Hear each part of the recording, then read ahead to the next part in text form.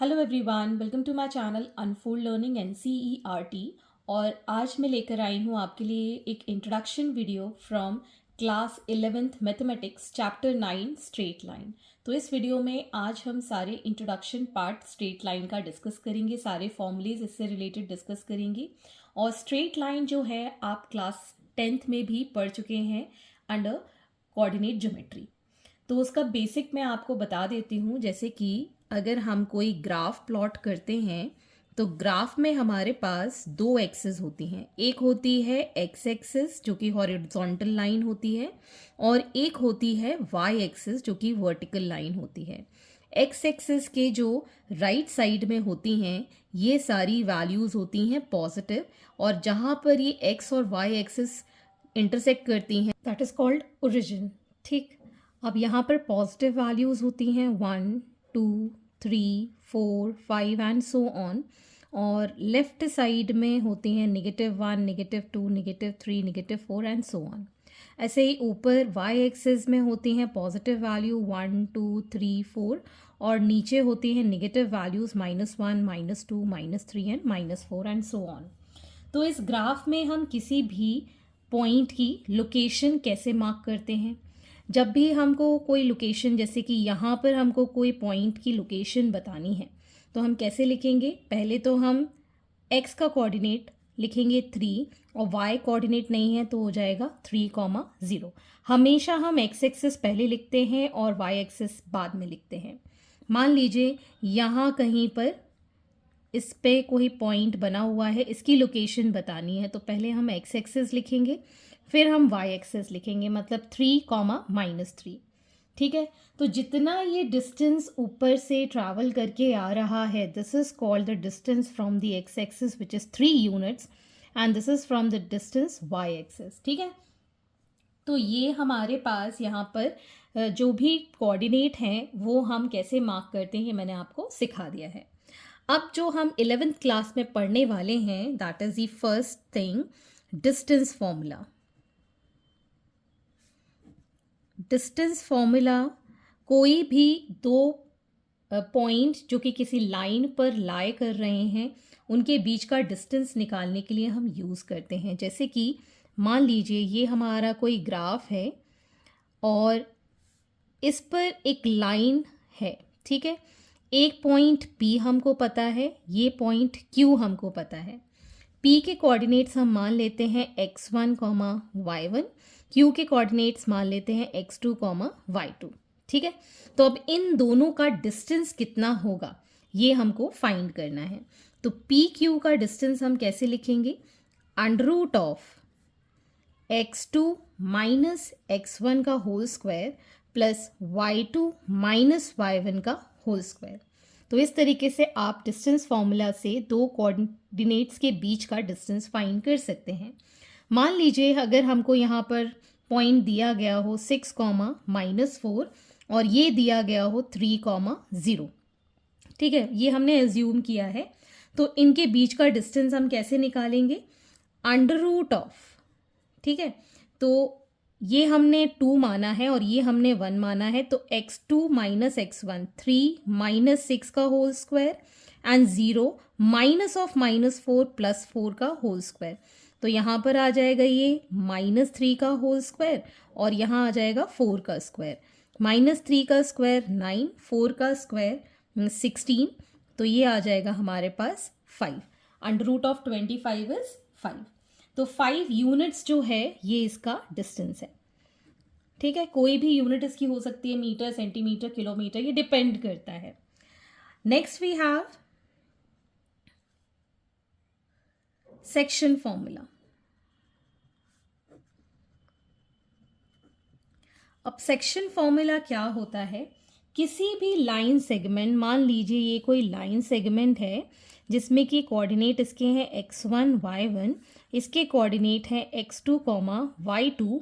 इसको किसी simple ratio में डिवाइड करना है। मान लीजिए हमने इसको m/n रेशो में डिवाइड कर दिया है। ठीक है, तो इस पॉइंट जहाँ पर ये डिवाइड हो रहा है किसी रेशो में, तो इस पॉइंट P का हमें कोऑर्डिनेट निकालना है। तो कैसे निकालेंगे? इसको हम x मान रहे हैं, इसको हम y मान रहे हैं, तो p के कोऑर्डिनेट्स हम कैसे निकालेंगे? हम लिखेंगे फॉर x कोऑर्डिनेट के लिए इसके जो सेक्शन का पार्ट होगा वो हम इसके साथ मल्टीप्लाई करेंगे और इस सेक्शन का जो पार्ट होगा वो इधर मल्टीप्लाई होगा, मतलब क्रॉस मल्टीप्लाई करेंगे। m into x2 plus n into x1 upon m plus n। ठीक है, अगर हमको y की वैल्यू निकालनी है तो हम क्या करेंगे? m into y2 plus n into y1 upon m plus n। तो ये कोऑर्डिनेट्स आ गए हमारे p के लिए।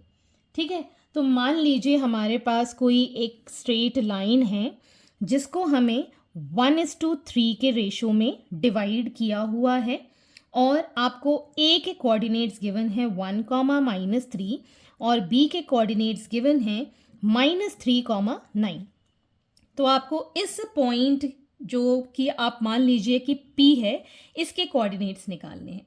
ठीक है ना, तो हम p के कोऑर्डिनेट्स कैसे निकालेंगे? मैं डायरेक्टली ब्रैकेट के अंदर ही लिख रही हूँ, 3 into -3 × 1, so that will B 1 into -3 plus 3 into 1 upon 1 plus 3, comma 1 into 9 plus 3 into -3 upon 1 plus 3। अब हम इसको सॉल्व करके लिख सकते हैं, -3 प्लस 3 विल गिव 0, तो 0 upon anything is 0 and 9 minus 9 will be 0। तो ये आ गए हमारे कोऑर्डिनेट्स p के, दैट इज 0, 0। ठीक है ना, तो इस तरीके से हम सेक्शन फॉर्मूला अप्लाई करेंगे। अब हमको ये पता है कि ये जो रेशो है ये इक्वली डिवाइड कर रहा है, मतलब आपको मिड पॉइंट फाइंड करना है। ठीक है, टू फाइंड मिड पॉइंट। ठीक है, तो अगर ये इक्वली डिवाइड कर रहा है तो m और n की वैल्यू इक्वल हो जाएगी, 1 मान लेंगे। अगर इक्वल हो जाती है तो कोऑर्डिनेट्स हमारे आ जाते हैं x1 plus x2 upon 2 and y1 plus y2 upon 2। ठीक है ना, m और n की वैल्यू अगर इक्वल है, m is equal to n, मतलब इक्वली डिवाइड कर रहे हैं, तो मिड पॉइंट के लिए हमारे कोऑर्डिनेट्स हो जाएंगे इन दोनों का सम डिवाइड बाय 2, इन दोनों का सम डिवाइड बाय 2। ठीक है, अब नेक्स्ट पार्ट है हमारे पास एरिया ऑफ ट्रायंगल।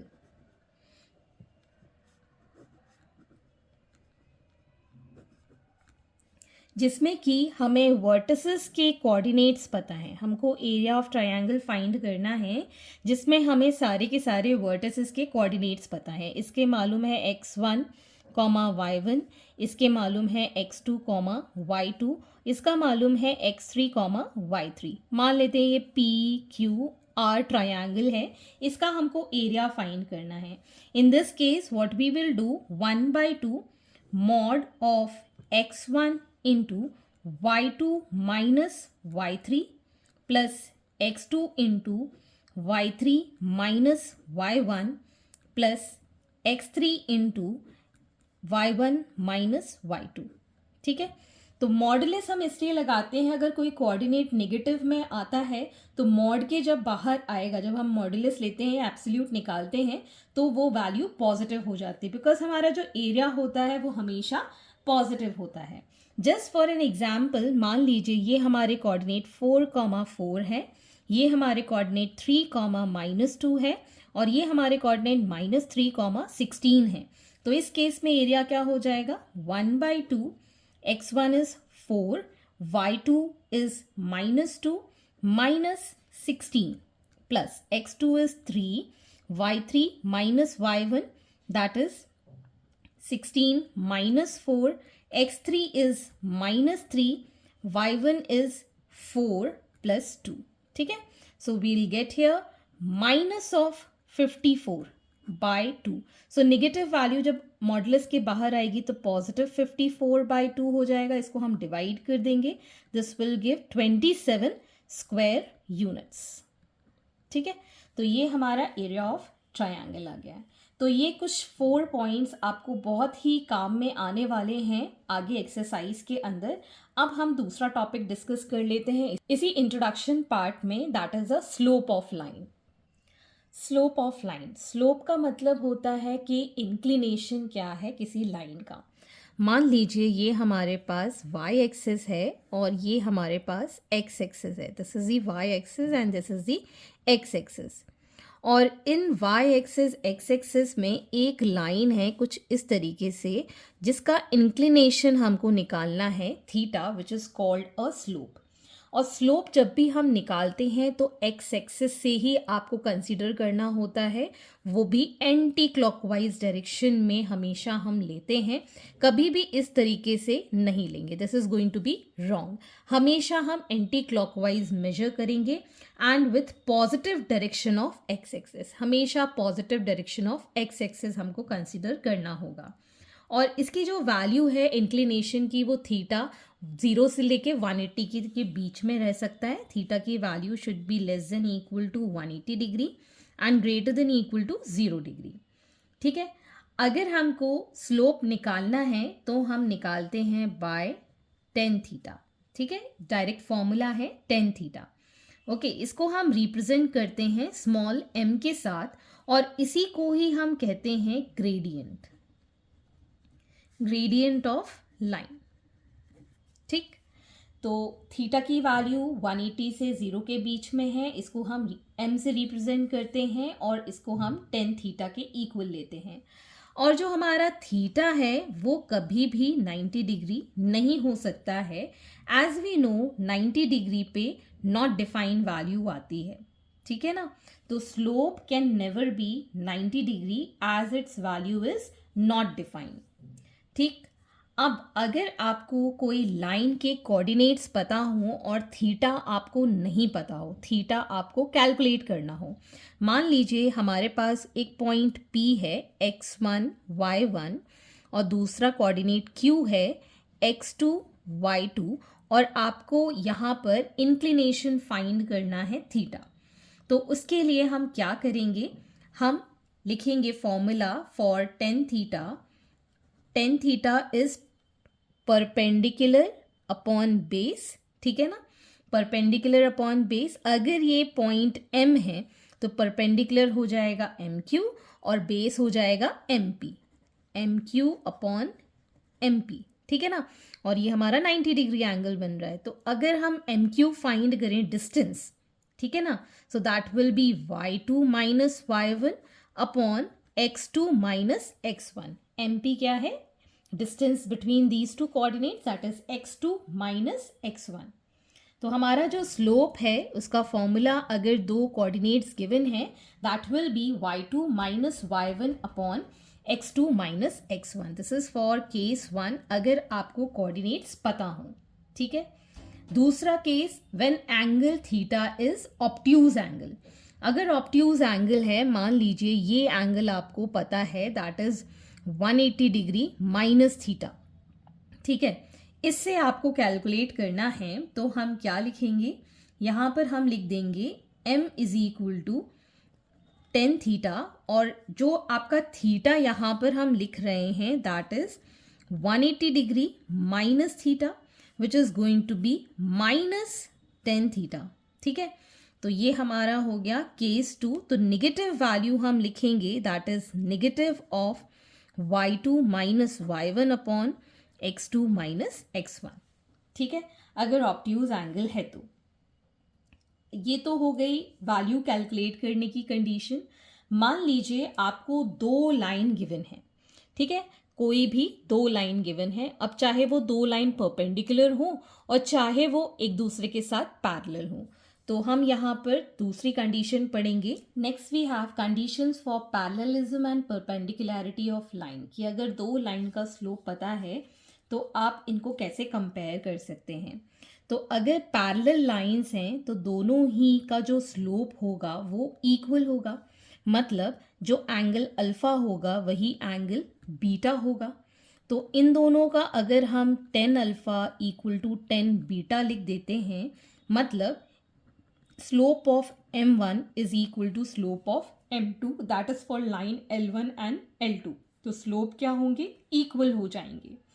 अगर दो लाइन है, एक का स्लोप है बीटा, एक का स्लोप है अल्फा, तो अल्फा के लिए हम क्या करेंगे, this is going to be 90 degree plus alpha, ठीक है ना। बीटा क्या हो जाएगा, that will be alpha plus 90 degree, ठीक है, क्योंकि ये 90 डिग्री है तो ये भी 90 डिग्री होगा, तो ये वाला एंगल हमारा आ जाएगा अल्फा प्लस 90 डिग्री, ठीक है। तो अब अगर हम इसका 10 बीटा फाइंड कर देते हैं, which is 10 alpha plus 90 degree, that means we can get this here as minus cot alpha, which is -1/10 alpha, ठीक है ना।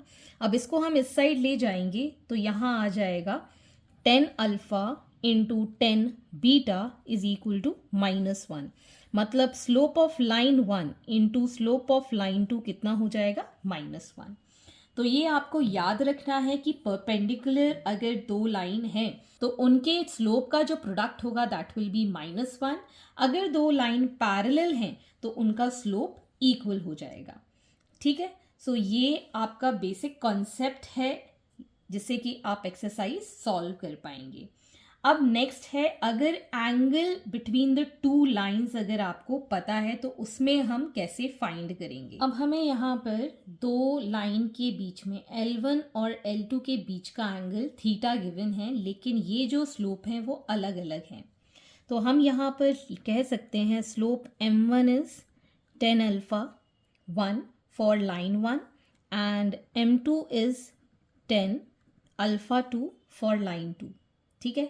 तो इनके बीच का जो स्लोप है थीटा वो हम कैसे निकालेंगे, 10 theta is equal to mod of m2 minus m1 upon 1 plus m1 into m2, ठीक है।